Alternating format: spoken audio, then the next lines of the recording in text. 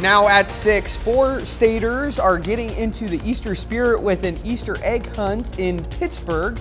Plus, the city of Neosho partners up with an area church for its annual egg extravaganza, and some Pitt State students help train some furry friends at the SEK Humane Society. The 4 states' most watched news starts now. Pittsburgh high school students were able to spread some Easter spirit today. This is KOAM News at 6. I'm Anthony Saviello. The high school partnered up with New Hope and Pittsburgh area young professionals to stuff Easter eggs for the community. Together, they were able to stuff 18,000 eggs for today's egg hunt. The hunt also included a special appearance from the Easter Bunny. My favorite part is seeing the kids pick the eggs up and their smiles. Going through that 2 months of stuffing 18,000 eggs, getting all the candy, getting everything organized, and then seeing them just smile and light up, it's wonderful. Probably finding all the Easter eggs. Krabby Patty gummies. The event also included 25 golden eggs that, if found, they would receive a new bike.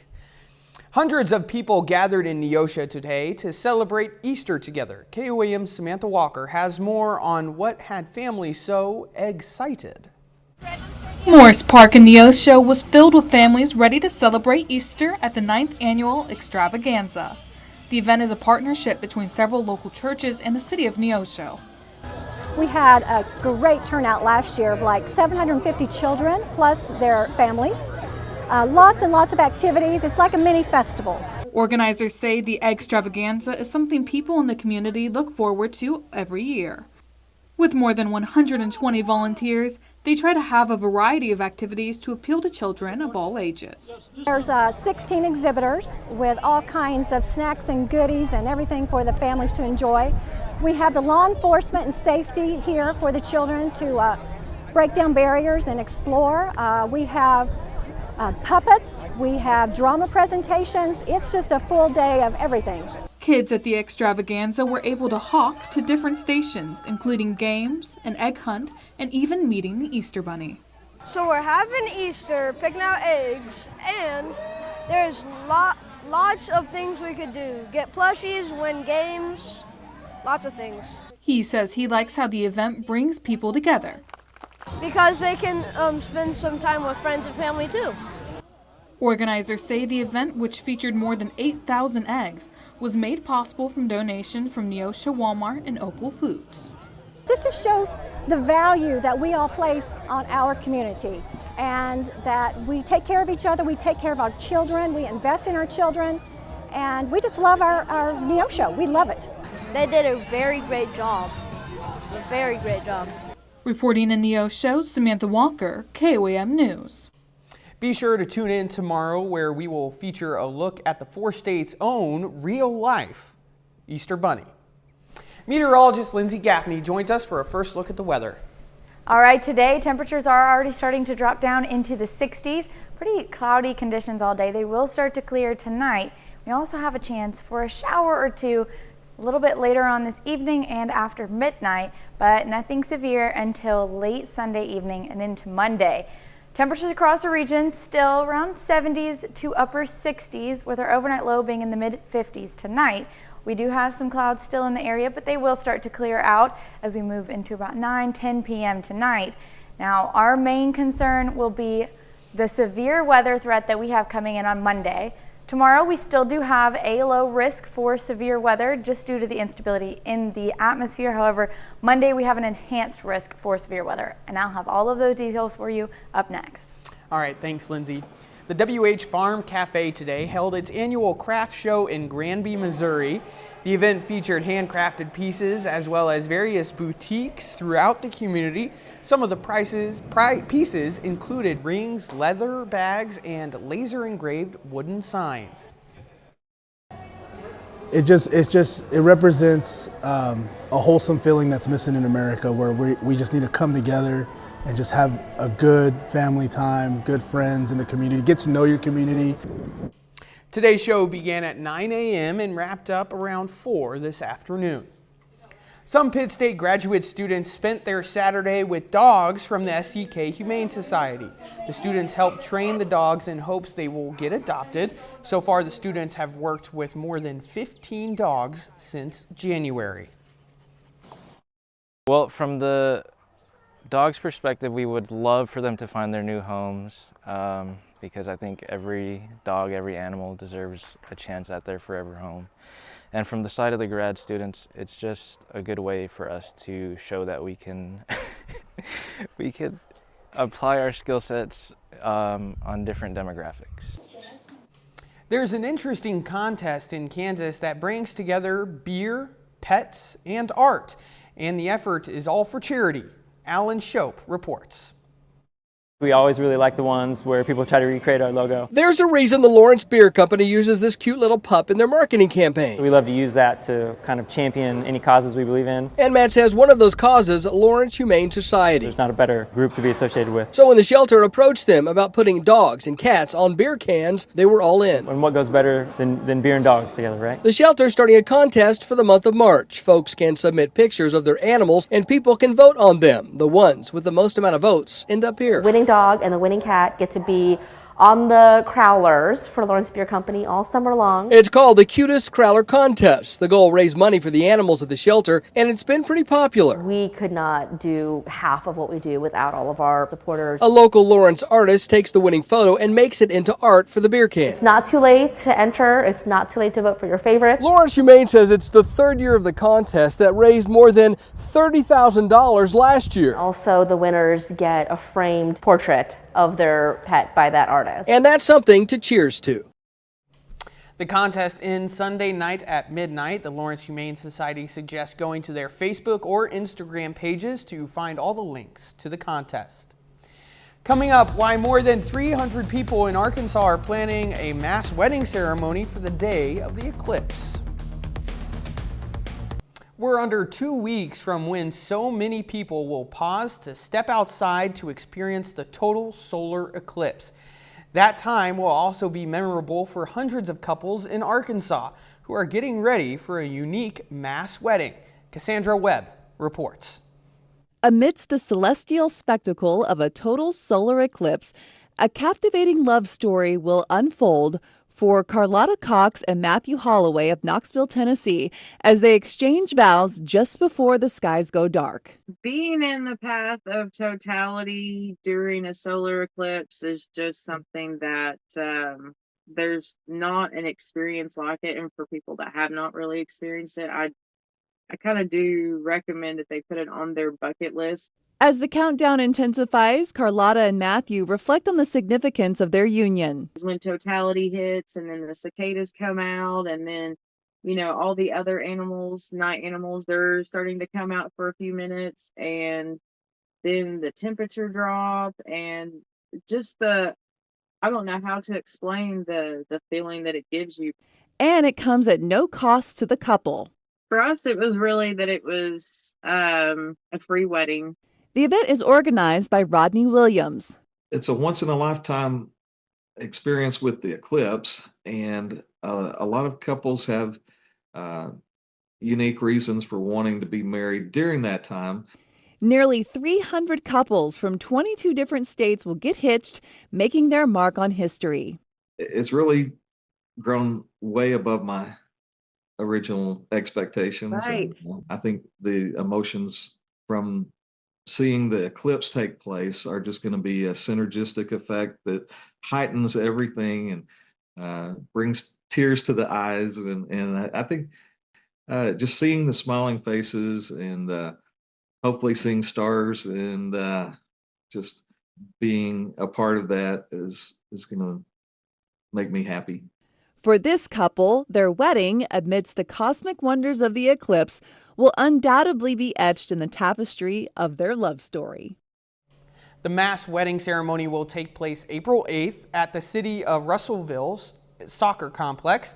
There are still chances to register, and even if you're already married, no worries, you can renew your vows. And if you plan to watch the rare celestial event, listen up. Fake eclipse glasses are hitting the market. The orange framed glasses at the top are counterfeit. They come with black sunglass-like lenses that have straight left or right edges. Meanwhile, real eclipse glasses, like the pair at the bottom, have reflective lenses that curved left and right edges. To make sure you're not getting a fake pair of eclipse glasses, you can check the list of safe manufacturers and resellers on American Astronomical Society's website.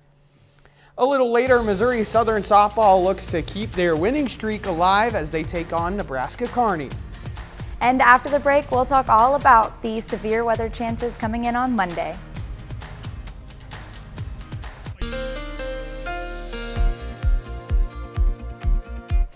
It's been pretty cloudy today out in the Joplin region and across the southern counties. We also saw temperatures only getting up to a low to mid 70s. You can see clouds are still around. Taking a look from our Cornell Complex camera, you can see downtown Joplin. They will start to clear late tonight, but we also do have a chance for maybe a stray shower or two. Not as likely as what we're going to see in the next couple of days, but it is still possible. The system that we're tracking still on the west coast, it is a pretty severe low pressure. It's going to be making its way into our area Sunday night. And we're going to get some pretty severe weather happening all day on Monday, starting pretty early around 8 a.m. Clouds do clear tonight. Temperatures drop down to the lower 50s across the region. And as we get ready for that severe weather making its way in, we will see winds start to pick back up again Easter Sunday pretty early.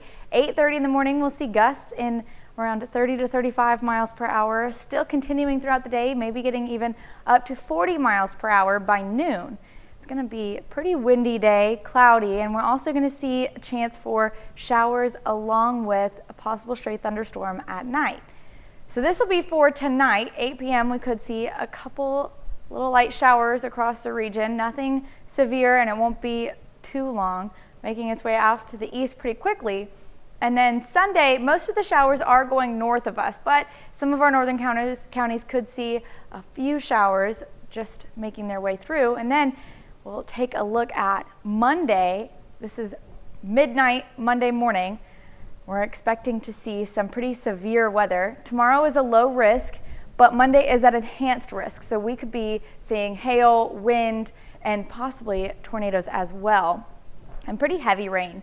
So taking a look, Monday 9 a.m., that's when we're going to start to see some of these thunderstorms pop up. In the morning, it'll be isolated thunderstorms, still possibly severe, but nothing like we're going to see later on that evening here around 11:30 a.m., thunderstorms more in the southern counties. And then as we get to about 5 p.m., that's when we're going to see these line of convective systems making their way in. These are going to be pretty severe, mostly heavy rainfall, so flooding in the area, possible hail, and pretty fast winds. And as they pass, we'll see this cold front make its way in. That's when these thunderstorms are really going to spark off, and they're going to be mostly in our central and southern counties, making its way off to the east around 11 p.m. on Monday. Continuing on, we'll have another batch of rain coming in after midnight. Nothing as severe as what just passed, but still some thunder and possibly lightning in the area pretty quickly making its way off, and then we'll have some still scattered showers hanging around early on Tuesday. So what we could expect to see, possibly 5 p.m. to midnight, heavy rain and fast winds. After that, showers clear out Tuesday morning. Temperatures are going to be cool for a couple of days, but they'll start to warm back up as the sun comes back out. Next rain chance not until next Sunday. Important to stay alert and stay safe during Definitely. those days. Absolutely. Thanks, Lindsay. Still ahead, the Kansas City Royals and St. Louis Cardinals are still looking for their first win of the year. And Missouri Southern softball looks to add on to their big weekend. Brock Baldridge brings us the highlights and more up next.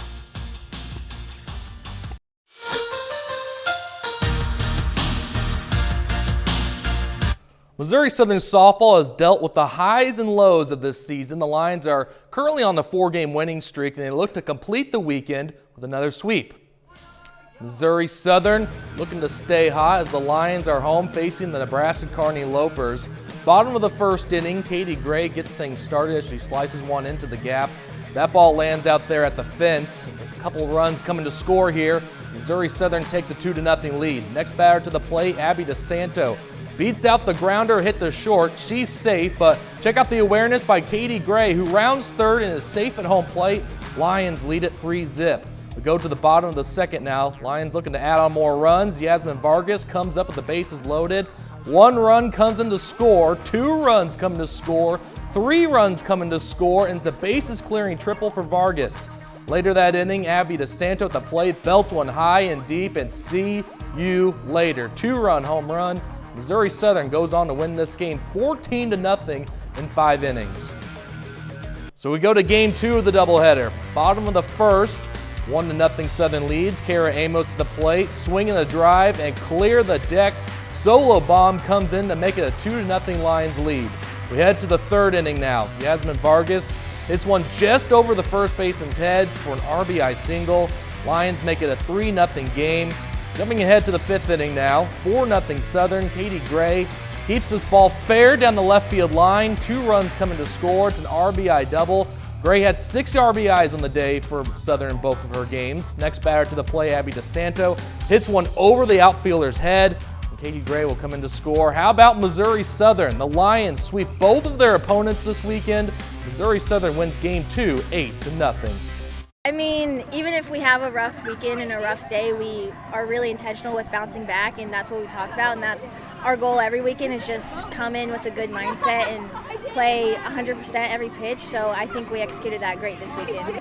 The momentum helps. We're hungry for this conference win and just taking every game 1-0 right now, and we're ready for Pitt next weekend and whoever comes after that. Well, across the state line in Pittsburgh, the Pitt State Gorillas are home hosting Fort Hays State for a doubleheader. The Gorillas take care of business. Pitt State wins this game 8-0 in game 1. Then PSU completes the sweep, winning game 2 4-1. And next Saturday, Missouri Southern faces Pittsburgh State in Pittsburgh. Should be an outstanding series. On the baseball side now, Pitt State on the road facing Northeastern State. The Gorillas lose another tough game in the hands of the Riverhawks, 10-8 the final score in that one. And over in Maryville, Missouri, where the Lions are facing Northwest Missouri State. Very unusual weekend for MSSU as Northwest wins the series finale 12-5, and the Bearcats clinch the series this weekend. Southern is back home next weekend, looking to redeem themselves against Central Oklahoma. Well, the Kansas City Royals lost their opening day game with a low-scoring battle with the hands of the Minnesota Twins. Last year, the Royals were swept by the Twins in the opening series, so this year, the Royals look to reverse their fortunes. Out at Kauffman Stadium today, another rough ninth inning. Once again, the Royals have struggled to score runs in the first 2 games. Minnesota beats Kansas City 5-1. Royals back at it tomorrow at 1 p.m. on Easter Sunday. Meanwhile, the St. Louis Cardinals are out west taking on the Los Angeles Dodgers once again. The Redbirds are also looking for that elusive first win. Really late start tonight. First pitch is scheduled for 9 p.m. Central. That's your look for sports. We're back after this.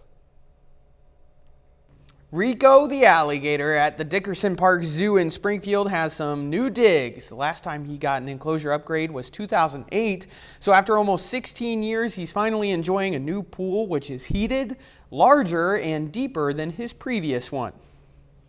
It was no small feat working with our maintenance department, our other reptile keepers and everything to put this all together over the winter so he has a nice new space for him. Rico has lived at the zoo since the 1980s and is more than 50 years old. Gators in captivity can live up to 70 years old. Enjoy your new enclosure, Rico, for sure. Final weather note for us? So we've got a low risk for severe weather tomorrow, an alert day for Monday, and we have an enhanced risk for severe weather, which can get pretty bad. Main threats being hail, heavy rain, and wind, although tornado is not ruled out. All right. And final sports note, sir. How about Missouri Southern? You know, they dealt with a lot of injuries this year for the softball team, and yet they're still 29-10. They go against Pitt State next weekend. Should be a fun one. Yeah, absolutely. That's our time for tonight. From all of us here at KOAM News, have a great night.